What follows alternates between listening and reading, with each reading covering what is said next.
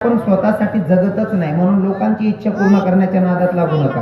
कारण ज्यासले तुम्हाला मग कमी काढ आणि सवयशी ते तुम्हाला मग कमी काढतीनच. ज्यासले तुम्ही चालतात नाही त्यासना करता देव जरी बनी घ्या तरी तुम्ही त्यासले चालणार. आणि ज्यासले आवडतच त्यासना जोडे चुकाय जरी घ्या तरी त्या गुन्हा पोटमा घालीशे तुम्हावर प्रेम करतील. मनीषीन ज्या नालायक आहेत त्यासने करता आपण जगी नाही राहिलो, वेळ वाया घालवणार नाही, वायबारच नाही वर्षे वायबार व्हावणार नाही. तरुण भावांना सांगतो, जीवनात जर सक्सेस व्हायचं असेल नावं ठेवणाऱ्यांच्या नादी लागायचं नाही. एखादा पोरगा जर काही करायला निघणार ना, बाकीना गलिमा नादीतला नालायक राहतात ना, वयल स्थितीनं वातावरण कदाचित त्याचे मन भाषा समजावं नाही. अर्धला सुद्धा पोऱ्यांसारखा नातू सारखा लोक पुरुष टिंगल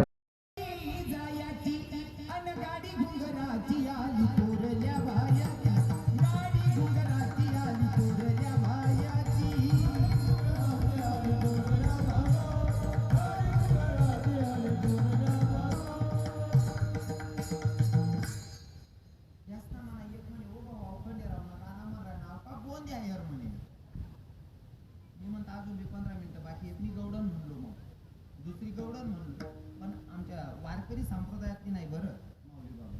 मी गौडन म्हणली बाबा, शपथ गौडन. पहिले भजनी मंडळवाले म्हणायचे ना जागरणसाठी नाही का, मैत देतो जाया केलात म्हणणार आहे बिचारा भजन साधा त्या शपथ गौडीने नाही का, त्यातली एक गौडन गुणगुण आलो.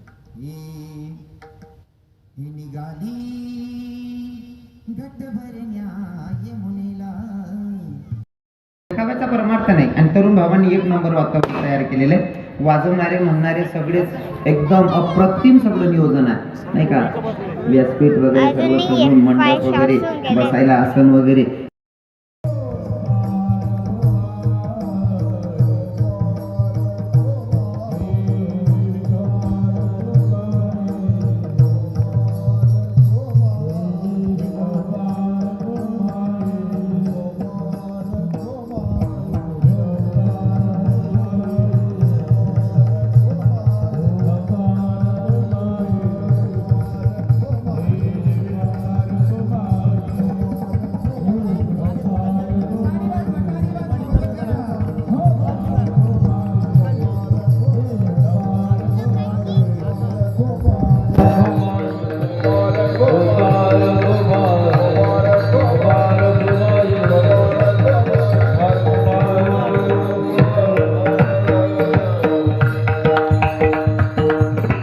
वा, काय नियोजन आहे राव.